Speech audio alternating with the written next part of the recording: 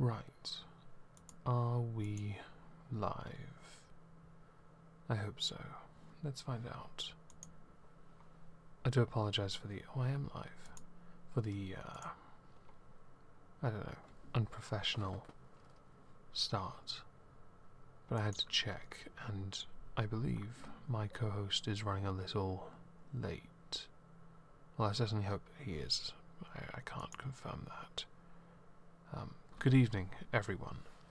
Welcome to another political recap. The themes are pretty obvious. Religious bigotry is rampant in politics, to the point where we get to address it. Hello, Banterbus, Socky, and Paul. Hope you are all well. As Trups is not here, let's start with the Labour Party. We are going to address both them and the Conservatives. So I'm not just singling out the Labour Party. Hello, Yoshi.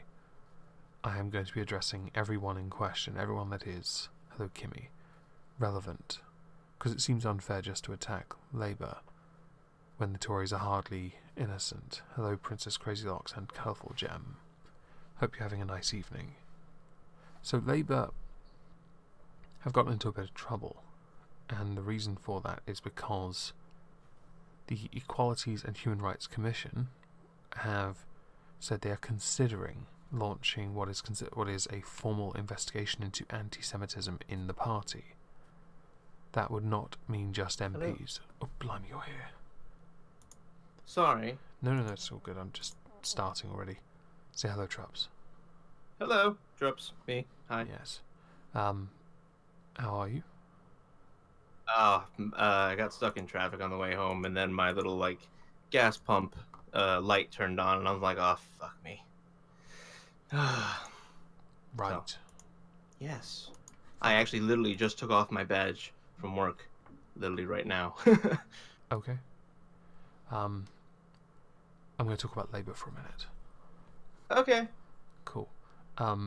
So, earlier in the week, I spoke about the Equalities and Human Rights Commission when it came to education and white boys.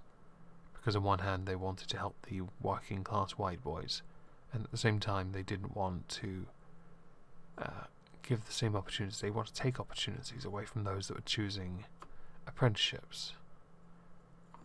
Chat says hello.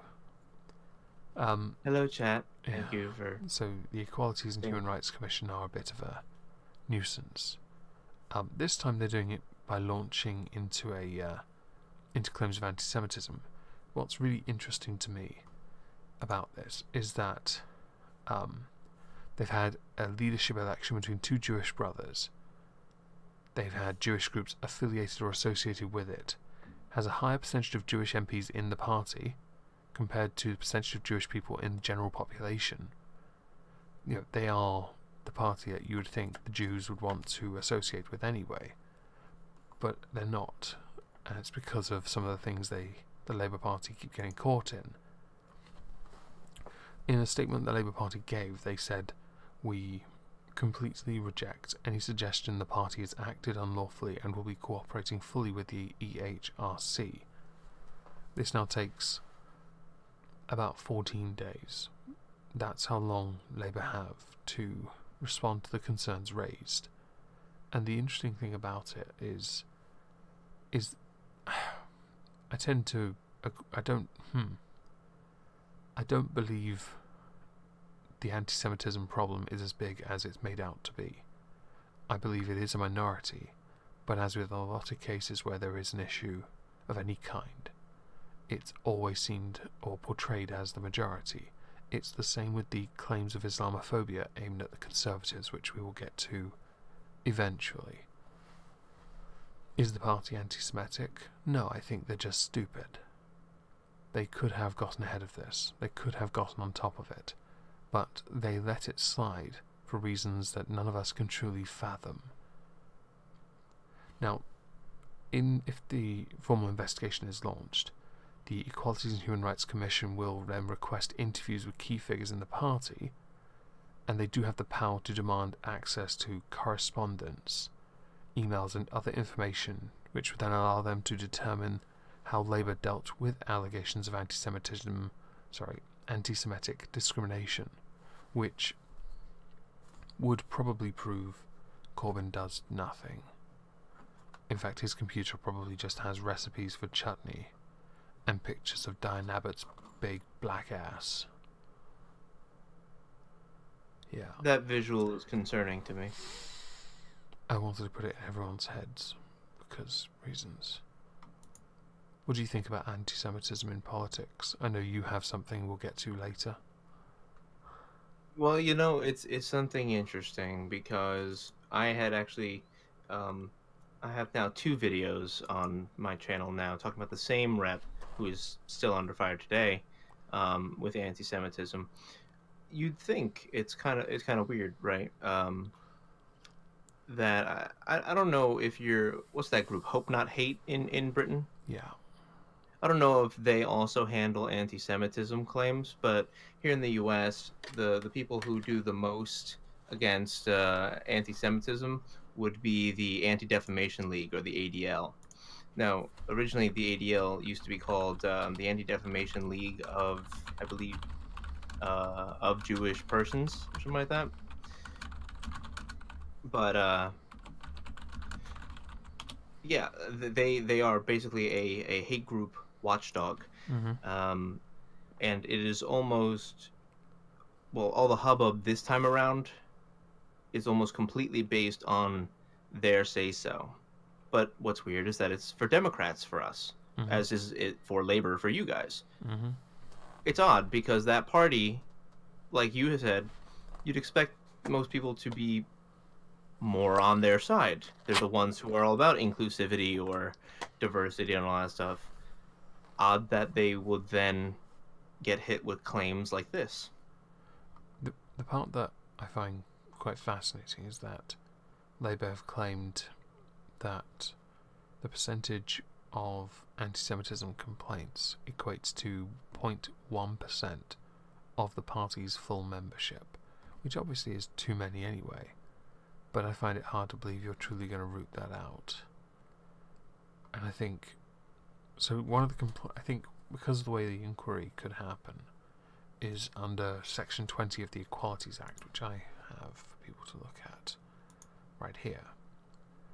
This is Section 20 of it. It is quite lengthy, but this is basically where Labour would become a bit fucked if an investigation does take place. Thought I'd just show that to everyone so they knew what I was talking about. By all means, pause when you watch this later if you want to read that. I don't, so I'm not going to read it. The part of reviewing the party's handling, so if an inquiry does happen, would probably go to Lord Chancellor Faulkner, or to give him his full title, Lord Chancellor Lord Faulkner. Yeah, 2 titles. I was going to say, that guy seems to be a bit full of himself, if you want to call him by his full title. Yeah, Lord Chancellor is the honorary part, Lord is his official. How does one become a lord? They get offered a peerage. Some are born into it, hereditary. Some get life peerages. Yeah, it's weird. I'm an uncultured American. I don't know these things. Maybe you need lords in your country, or you just do a Voldemort and just claim it as your own from an acronym of your name, which you can't, sadly. Dame Margaret Hodge, she's a member of the Labour Party, I believe. She's welcomed this announcement, and I kind of get it because she's taken a fair amount of flack from people throwing anti-Semitic abuse at her.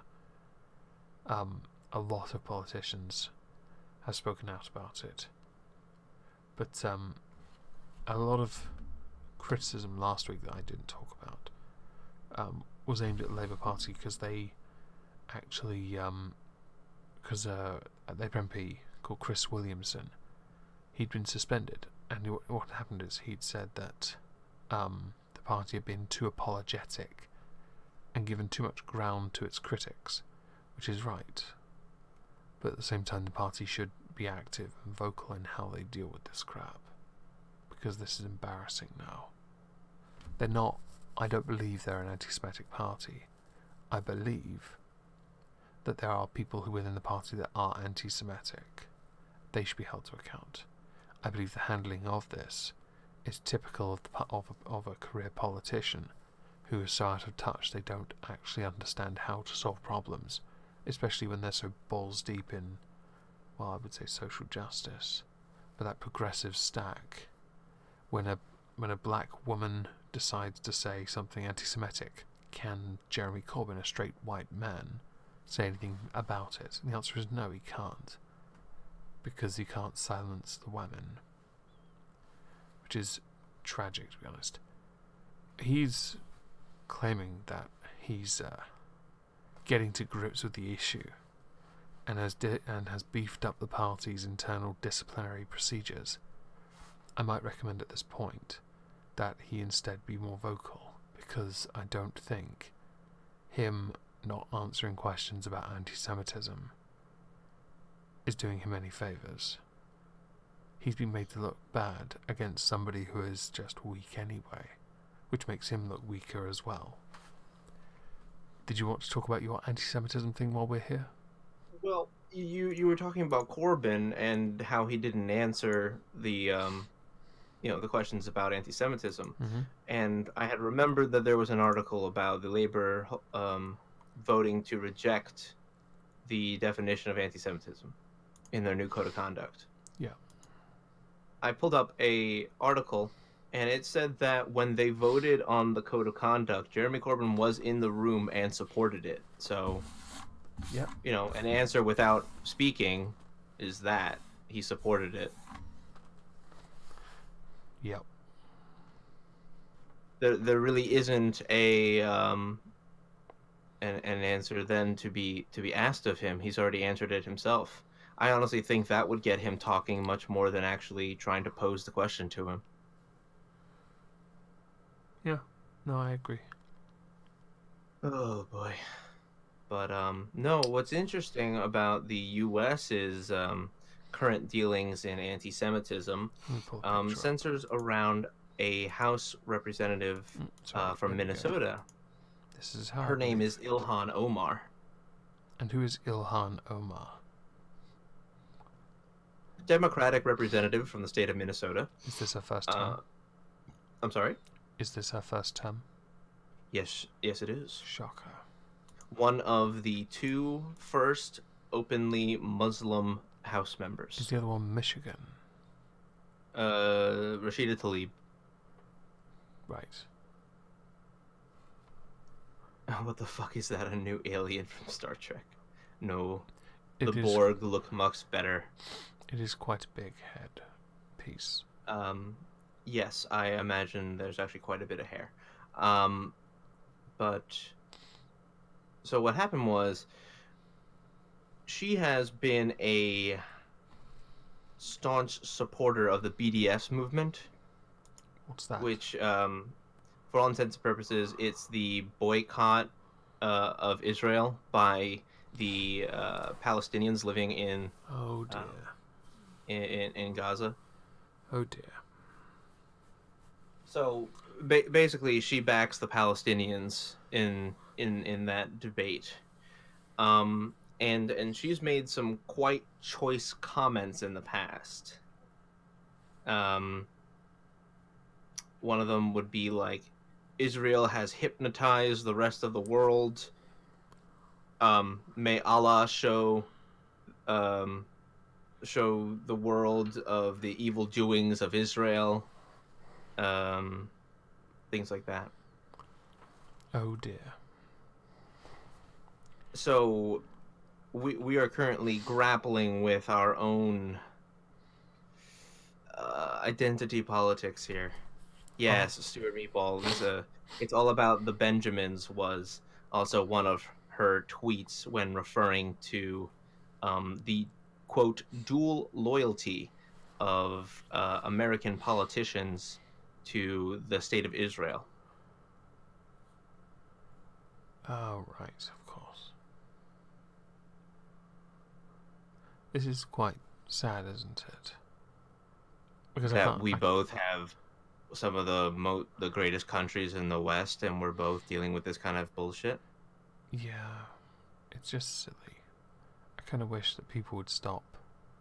I, I, I get some of the arguments made against Israel because they've done some stupid shit, but doing that, but then taking another side, doesn't help peace at all.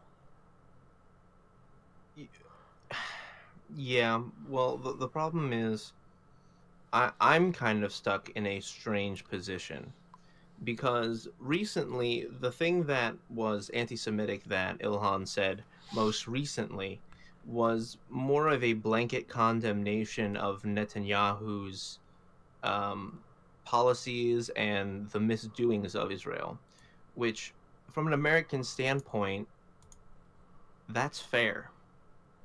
All intents and purposes, in terms of free speech, you are fully accepted and allowed to say things like, I don't agree. Yeah. Well, see, I'm okay with that. I know there's a worry within the internationally accepted definition of anti-Semitism. There are a number of complaints made that it means it restricts one's ability to be able to criticize Jewish people or Israel without being called anti-Semitic. It's the same with Islamophobia, which we'll get to soon. I think. Well, you know what? It's actually on screen right now. If you scroll up a little bit, there's a comment where it says, and contrary to some recent comments from Senator Elizabeth Warren, no serious person claims criticism of Israel is ipso facto anti-Semitic. Yeah, that's why it's but the ones making the claims of anti-Semitism aren't that serious. They're ignorant at best. Well, that's the problem. The ADL is primarily SJW watchdogs who started as anti-Semitism watchdogs. The ADL are an embarrassment. Yeah, they're anti-hate, but they're also the assholes who have Pepe still as their hate symbol on their website. Lol. Yeah, and I don't know enough about Israel's policies to make a claim because I don't really care. But my problem is the bigotry in general. Mm-hmm. Because let's put this into perspective here. Ilhan Omar is most likely an anti-Semite in general, because of the comments where she says the evil doings of Israel, and then she'll make comments that yield themselves to a stereotype and trope of the Jewish people, as well as a seemingly religious twist on how she thinks of them. It's not unusual or unheard of to assume that she would have anti-Jewish sentiments.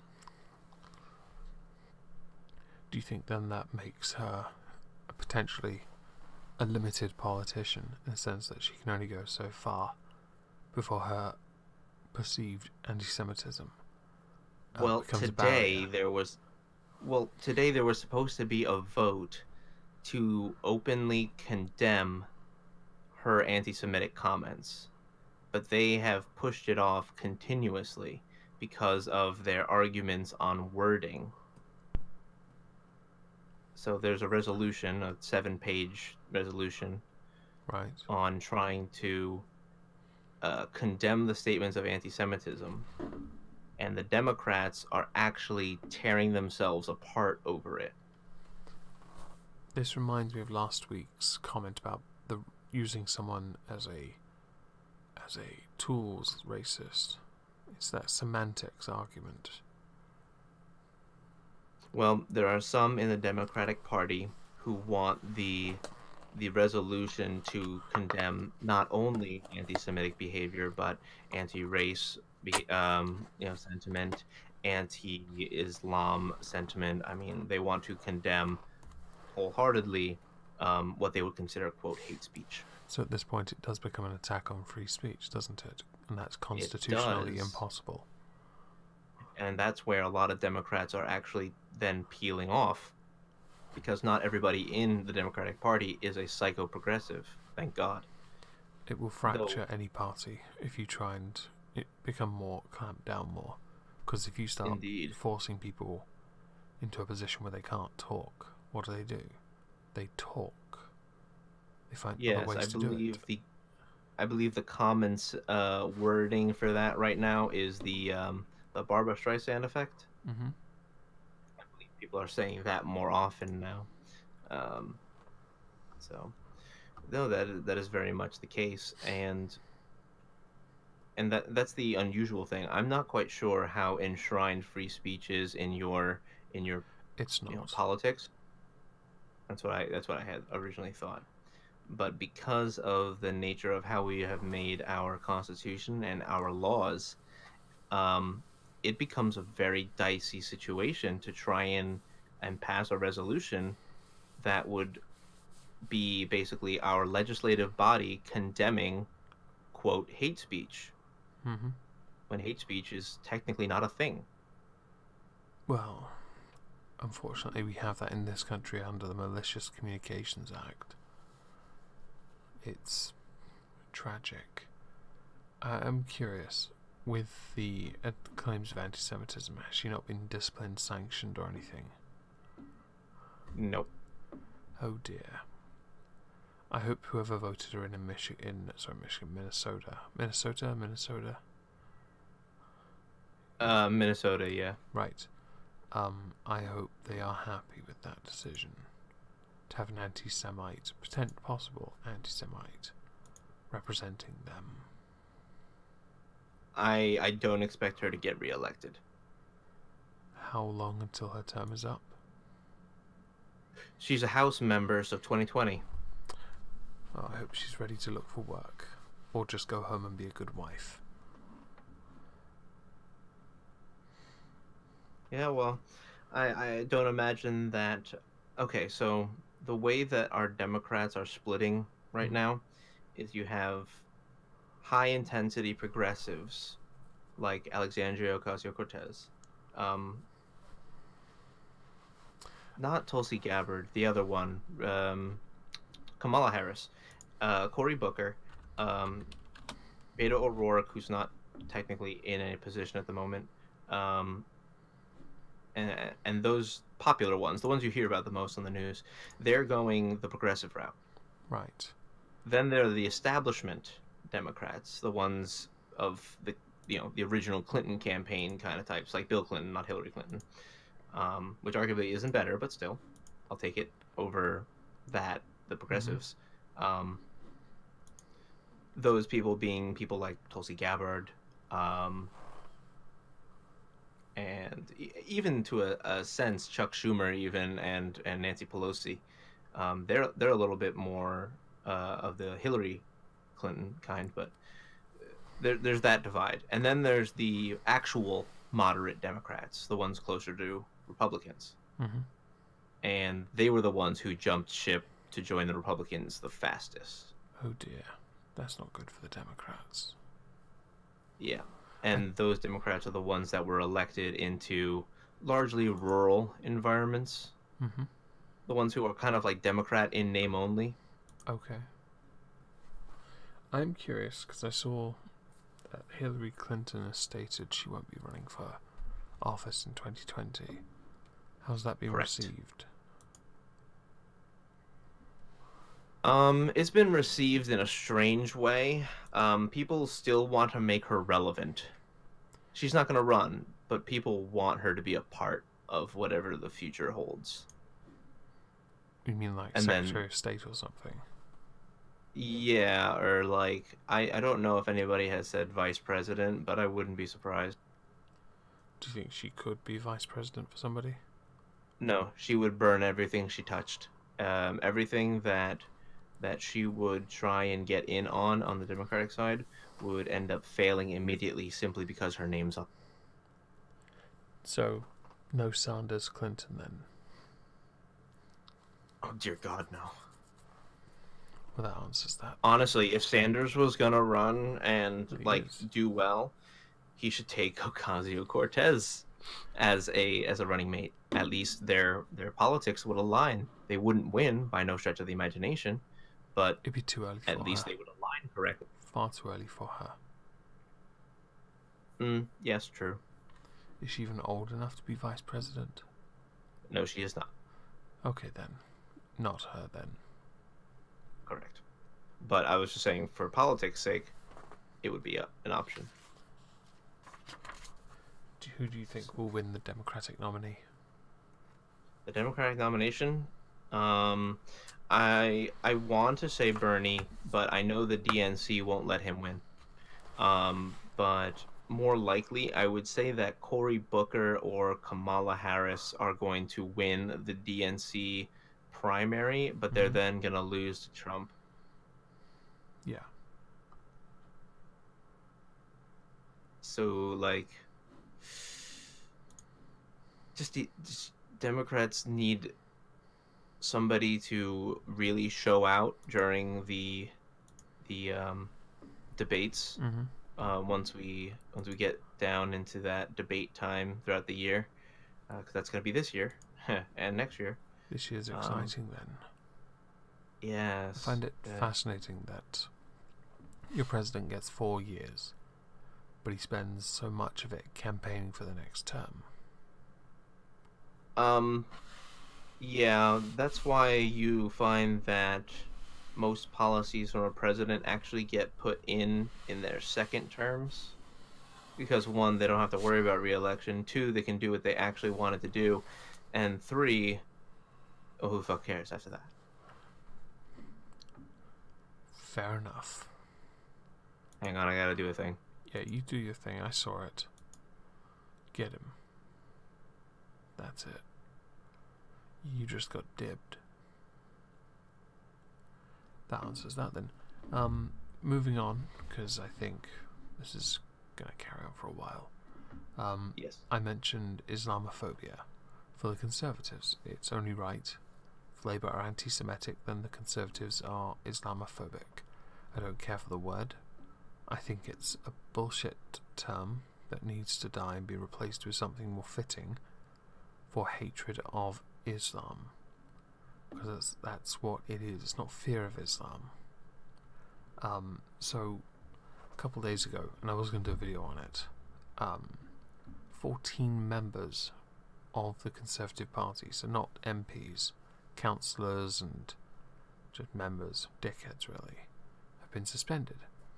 A number of the comments were found on a pro-Jacob Rees-Mogg Facebook group, which called for Muslims to be turfed out of public office, for the government to get rid of all mosques, and called the Home Secretary Sajid Javid a Trojan horse. Okay, so the interesting points here. I don't see the point in turfing out somebody just because they're a Muslim. Their behaviour, their policy, their actions are what matter. To get rid of all the mosques, if we're going to do that, get rid of all the churches, all the synagogues, all the temples, all of them.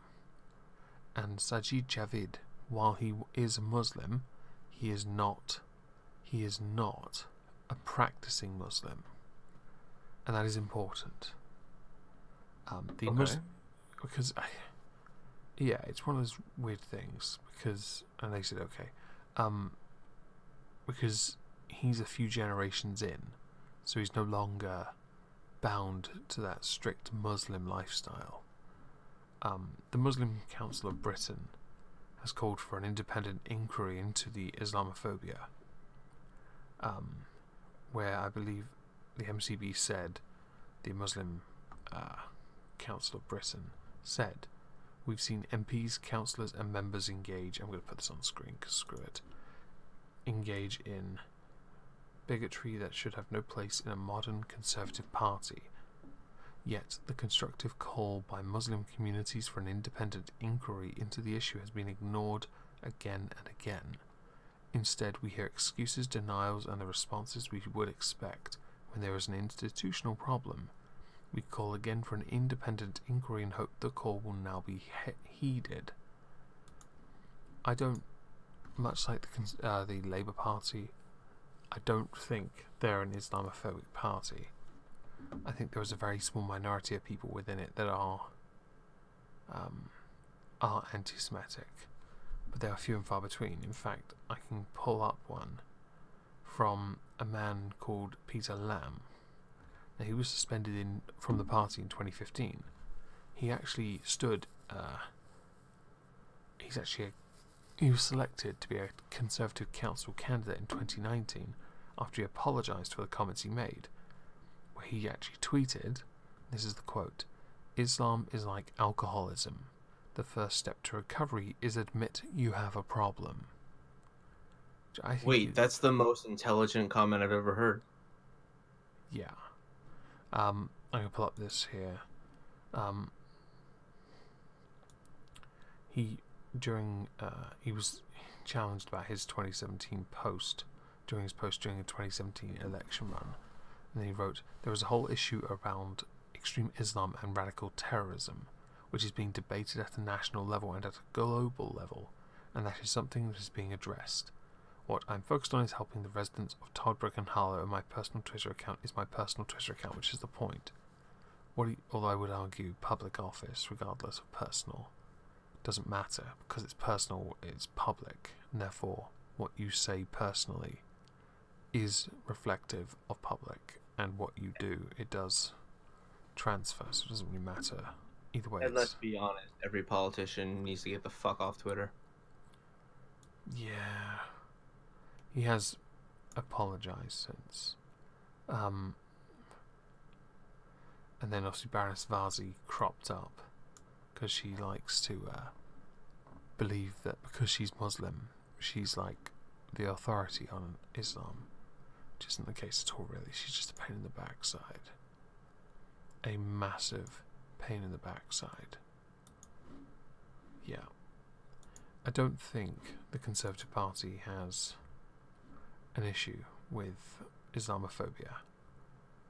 Peers have said this, that there is a rot within the party that's institutional, and I don't think that's the case. 14 people suspended of hundreds of thousands of members. That's not institutional Islamophobia, much like the anti-Semitism isn't proof of Islamophobia. It was worth pointing out that a spokesperson for the Conservative Party did say that the pro-Jacob Rees-Mogg group is not affiliated with the party. So just because their name is used by it, guilt by association is not, or should not be considered an indicator that the party itself has a problem at all. They did, of course, but they did because they wanted to save face. They took some action because they managed to identify a few people within the group that were members of the Conservative Party, and those people were, dealt with quote decisive action. It's a very interesting thing to see it back and forth. Oh, hang on, Kingslayer. Oh right, thank you. Just ban baby part amputation and halal meat. Just piss off every religion at one time, and I bet there'll be mass immigration out of country. You're quite right. Thank you for the donation. Yeah. But what I was gonna say was, it's a very interesting thing to see the difference because we have the same exact problem at this point in time. It's a very interesting, case study. Mm-hmm.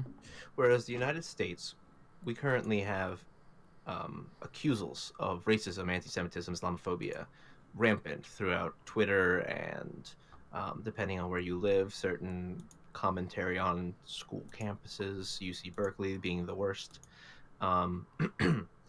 And people get in trouble, sure, but not for long. And usually that person is vindicated because of the nature in which we created our Constitution. Look at, and then we pan over to the UK, where such a right is not enshrined, and we see what has happened from individuals in the UK, having had a police officer call them on the phone and talk to them about how their bigotry is not good, and how they can fix it, to your political parties actually suspending random members from a Facebook post. Mm-hmm. This is a terribly concerning situation that that you guys find yourselves in. While I can be a little bit more confident in the laws of my country, I don't know if I can say the same about the UK. The UK's become a joke. It's tragic.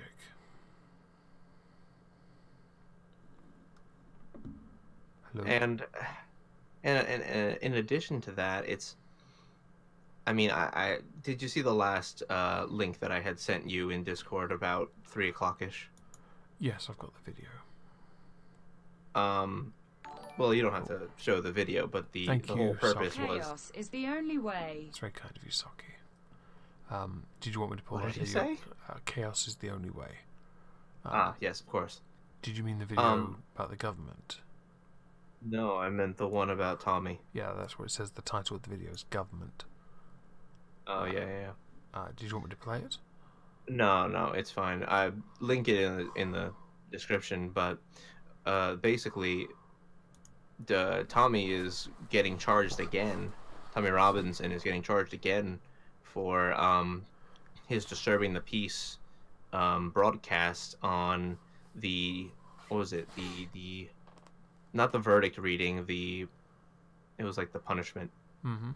The sentencing hearing. He was arrested, tried, went to prison, appealed, got somebody from the Old Bailey, a judge from the Old Bailey, basically threw out the case and said it was bullshit and handled improperly. And then he was free. 5 months later, now the Attorney General, Jeffrey something. Mm-hmm. Weird beady eye looking motherfucker. And yeah, I mean they're sending him back to court. And I was looking it up when I heard it. Your country allows double jeopardy. Yeah, I don't agree with it. But the thing is, okay, so there's a case, a very famous one, involving a murder of a boy called Stephen Lawrence. It took years for them to get the convictions on those they suspected. And it took years because they failed the original trials, they had to do retrials, and they had to find new charges, to the point where I think it almost got to the point where they'd almost run out of time to be able to get the conviction, you know, in the sense of has to happen within a certain number of years before it becomes redundant. Mm-hmm. But they're persistent, and some didn't even get done on the original charge against Lawrence. They got done on different drug-related charges. They had to find something that would stick, and that's what they did. And I think it's stupid. If you cannot get the conviction first time properly through a decent, thorough investigation, then you are to blame that they are still free. Yes, statutes of limitation don't apply to murder, but that's actually, at least in the United States, there's a federal statute of limitation, and then there are state statute of limitations.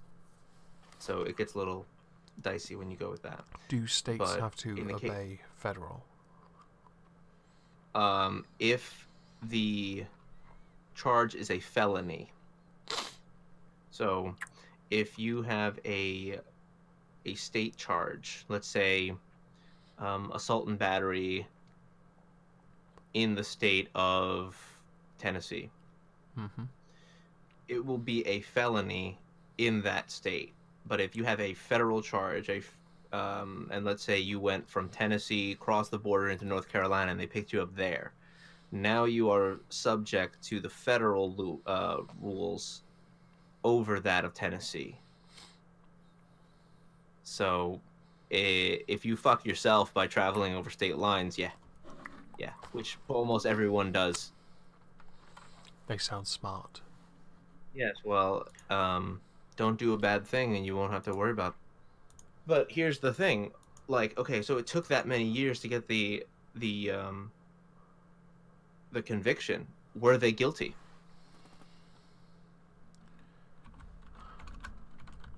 Sorry, I had a message I had to reply to. Can you please ask your question again? That famous case that took so many years. Mm-hmm. Was that person guilty? People. There were more than one. That's the problem. I, to this day, do not know if they were ever guilty of the crimes against Stephen Lawrence, against the murder of Stephen Lawrence. Because I know they fucked up the trial. I know they fucked up the investigations. I know that they had to get them on different charges, some of them on different charges, and they had to change the rules so that they could be more thorough, quotes, thorough, invasive perhaps. It's tricky. Because I want to say that if it took so many years to drum up that information, maybe they weren't the ones who did it. Perhaps, but I think now I don't really care, I guess. I just brought it up because it's one of those very interesting cases. No. And it's worthwhile actually investigating, because it may give us, a kind of insight into what your government does. And Serene says 2 of the 5 were found guilty due to their DNA being found on Lawrence's clothing. Yeah. Okay. I think that's what tied them, but I think originally there were issues with obtaining the DNA, if I remember correctly. There were issues with the DNA part. Yes, and especially as DNA has become much more of a precise science over the years, we have actually found that people who were guilty. There was one case of a black gentleman who was sentenced for 22 years in prison for allegedly raping and killing a mother and child. He was exonerated in the last month or so because they found out that the DNA wasn't his. Yeah. Anyway, that case was just a mess.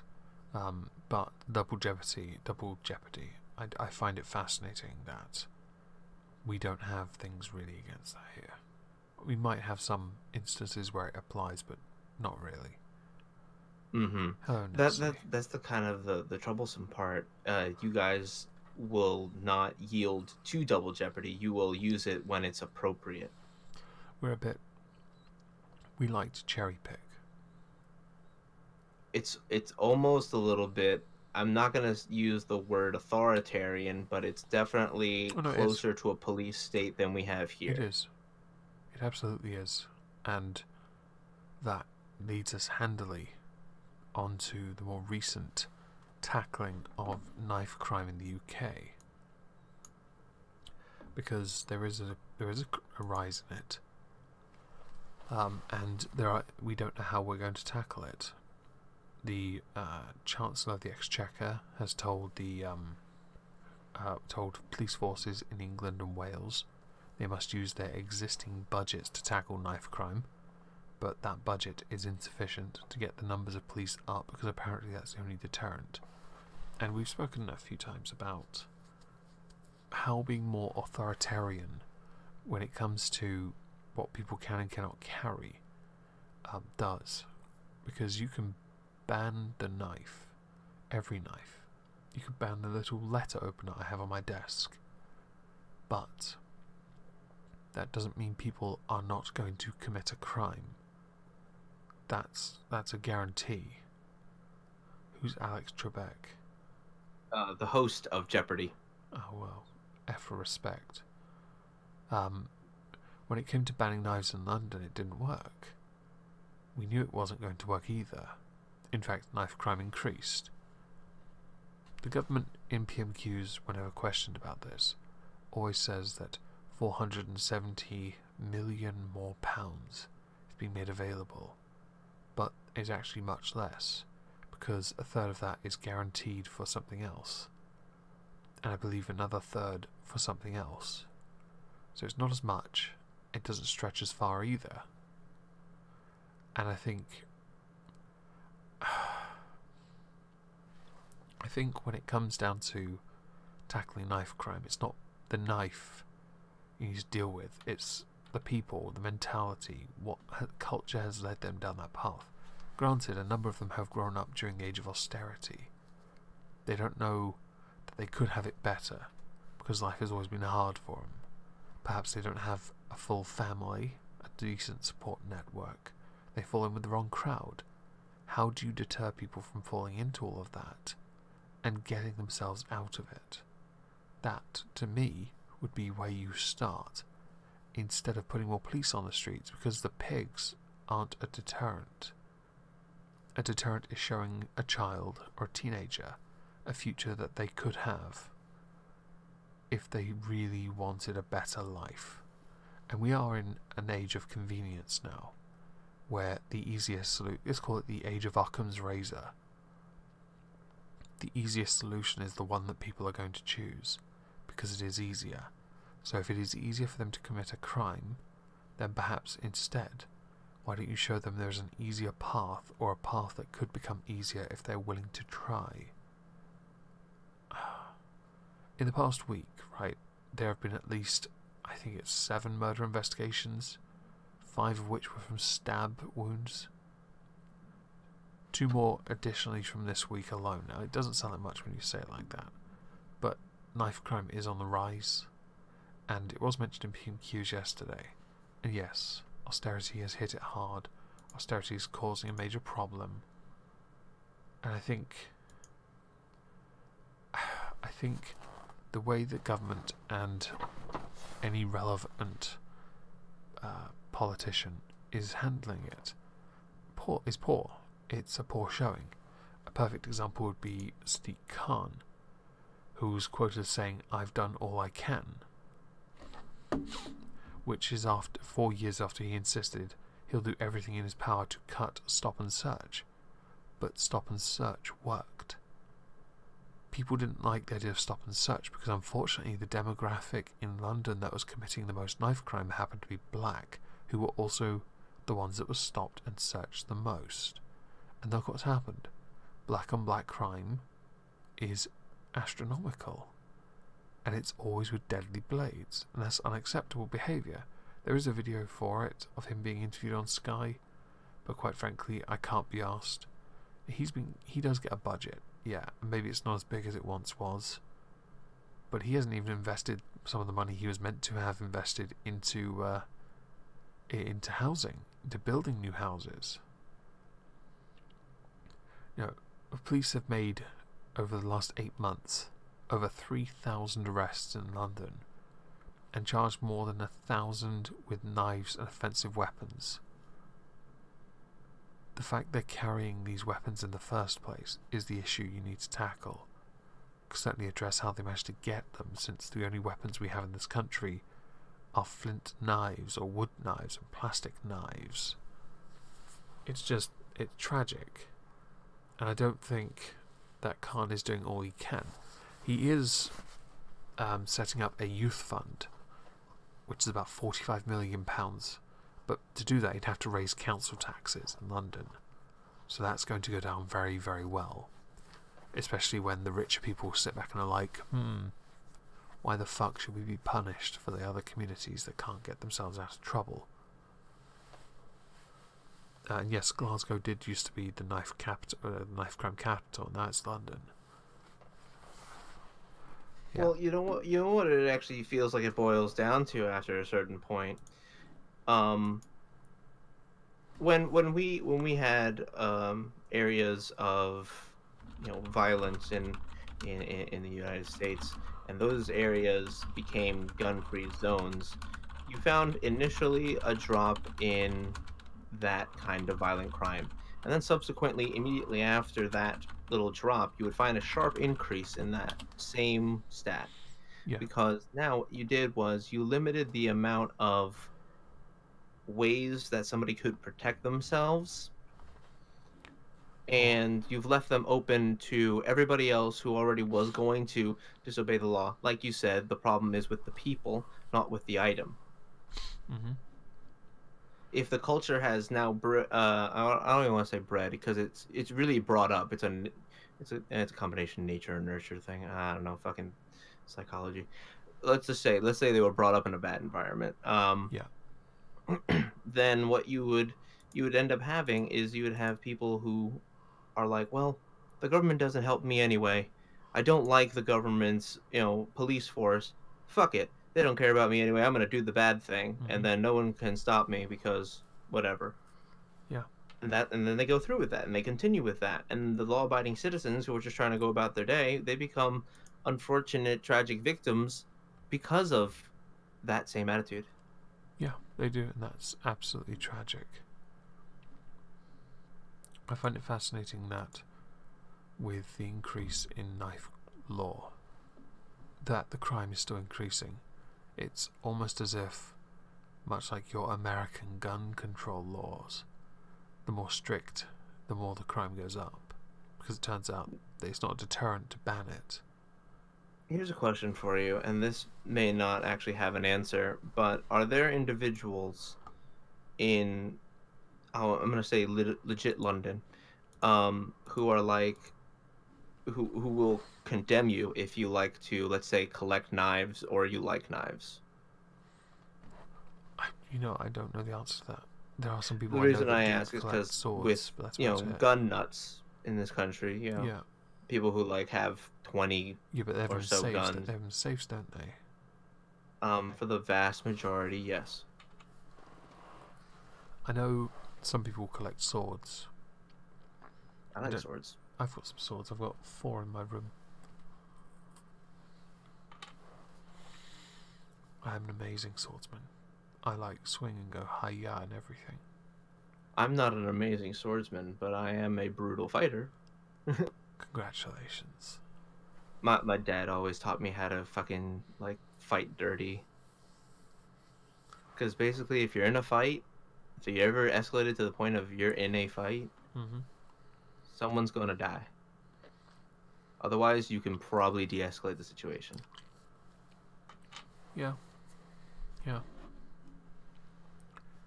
Well, I'm done with the knife crime. As a final thing, I guess.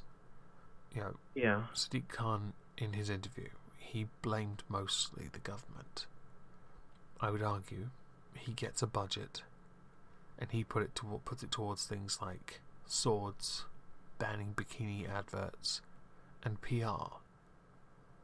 Okay, he failed on housing, and he's failed on knife crime.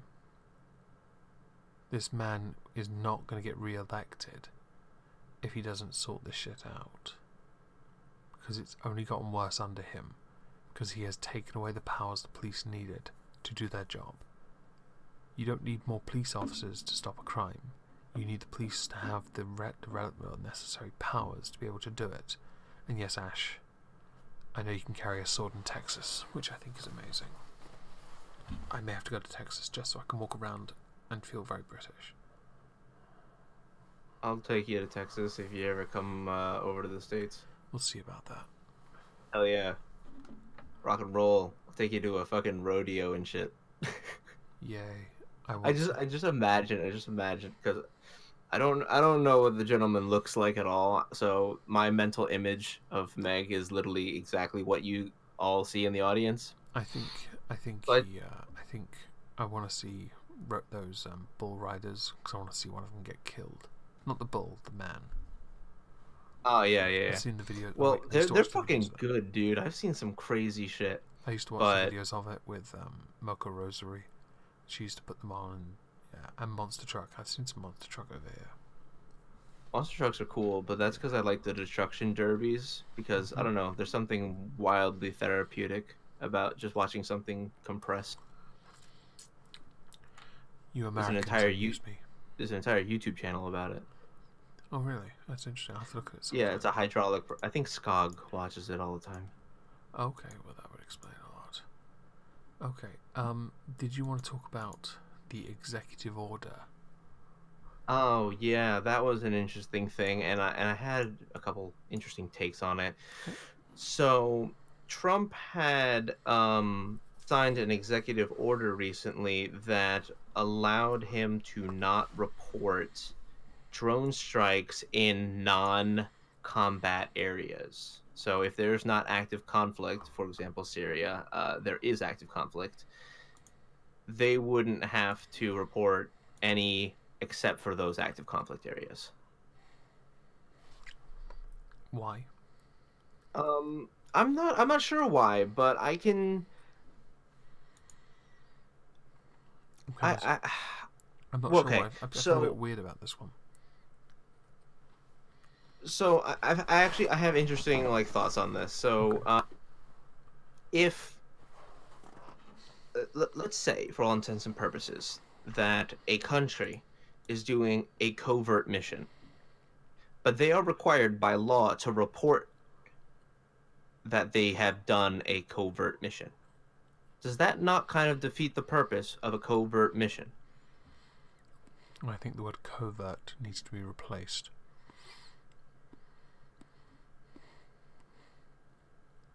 Because let's say person A disappears into random non-conflict country B, and you have a potential to knock out his encampment. See the Saddam Hussein situation. Oh, yes. Well, then you drop it, and then you don't have to tell anybody unless it's complete and it's successful. Okay. Now, what drew issues with this is the way that the media reported it. It said that the Trump administration does not need to report civilian casualties. No, it's not civilian casualties. It's any death toll by drone strike. Okay. Why only that? Well, I think it has to do with exactly that problem. The optics? Well, I think the media is reporting it because of the optics, and they're trying to draw attention away from the utter shit show that is the Democrats. For example, I typed in House Democrats on Google, and what popped up was 2 articles, first and foremost, about Trump blocking an AT&T and Time Warner merger. 1 second. Before the ill. To Caitlin Tillman, I can't quote Baltar, but I can say he was a massive cockhead who was obsessed with something that was in his head, i.e. Trisha Helfer's character. Seriously. It's all his fault everything went to shit, because all he wanted to do was fuck a sexy robot. Carry on. Well, I didn't know. And I have a Battlestar Galactica model hanging above my head. Continue, though. Oh, well then. So I think honestly, Dibs has the thing. It's a cover for CIA. Okay. And at the same point, while I don't particularly like the United States, or honestly anybody, getting involved and bombing other countries, I really have a bad taste in my mouth about it. I'm not going to say that I don't see the practical usage of something like this. Fair enough. I can't really say anything about that because I don't know what. Just don't know. Well, I mean, the question would be if your government was did the exact same thing where they didn't have to report their, let's say, their bombing death toll. I do think that one must be held accountable and honest. So if there are inquiries or committee meetings or investigations, then perhaps the numbers should be released, but only in context of the investigation and not publicly. Well, I don't know if you guys have the same policy that we do. So for our declassification, we must wait 50 years after the point in which something happens before we can declassify it. I think it depends on what happens, because a lot of it we still know about because the media is everywhere. Like for us, like the JFK thing was like a big story, because the CIA could declassify that finally, like what actually happened. Okay. So that was a thing that happened, I think, a year and a half ago. Or was it just last year? I don't even know. Trup stuttered. Trup stutters all the time. You don't even know how much I fucking have to clip my own shit. Ditto. Yeah. So like if we waited until much later, like the 50 years, for example, and then we reported like what was the death toll in the Iraq War, for instance. Yeah. And we found out then, all right, cool, but like it only helps farm the outrage mob. Yeah. And like war is shit. Don't like no one likes it. People profit off it, but they personally don't like the idea. They like what comes of it. I think there will be some people that are different, but they're few and far between. Right. So this is kind of the question. It's like, well, how much do you really want to know? Yeah. It adds to conspiracy theories and echo. Yeah, it does. But it's okay. YouTube bans those now, I guess, right? This stream unless it's made by Shane Dawson. Fam, this stream is demonetized the moment I put the term religious bigotry in the title. Conspiracy theory, that's gonna fuck it up. We gotta start coming up with other names for this shit. Oh, I don't care. It doesn't matter. We'll see how it goes. Indeed. Is there anything else you'd like to talk about, or are we? That's about all I've got for this evening. Anything you got? No, I'm done. I'm not gonna make a video tomorrow because I'm tired. I think today's video is enough for the week. Have you got any videos coming out? I'm considering putting one out on either Saturday or Friday. It's gonna actually be one of my food for thoughts because I've been listening to a lot of people talk, and they've all touched on like a larger topic at hand, and I want to really go into it without having to quote news over and over. Okay. Right. Well, I guess. So look out for that. Yeah, look out for that, everyone. Thank you all for joining us. Hope you all have a lovely evening. Say good night, Trups. Good night, Trups. Good night, Trups.